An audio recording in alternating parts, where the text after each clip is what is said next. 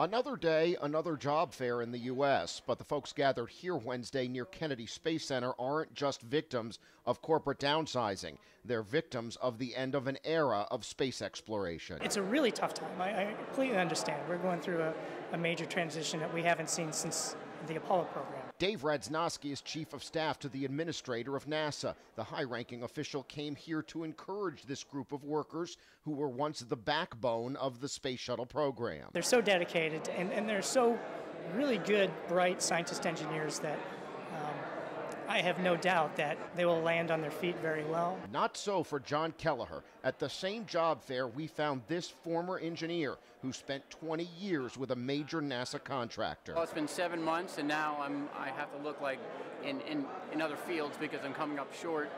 And I got a wife and 3 kids at home, and I'm getting kind of desperate here. It's a desperation you'd think would be widespread in a region that leans on the space program, but the Space Coast is far from the Rust Belt. There's, of course, some apprehension there. Nobody really knows the specifics of what's going to happen. At the Causeway Diner, just miles from the Space Center, the TVs are tuned to the latest from NASA, and almost everyone here has a connection to the industry. Chris MALAFIS, who owns the business with his family, says there were some slow months when the first layoffs came, but business is picking up.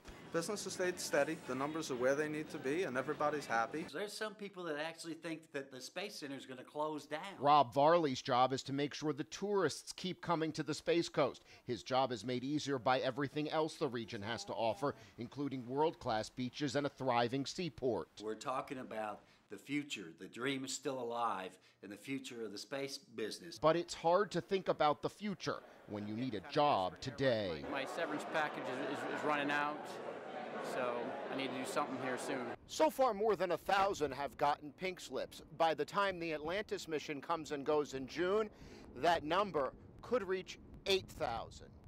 Jason Bronis, Associated Press, Cape Canaveral, Florida.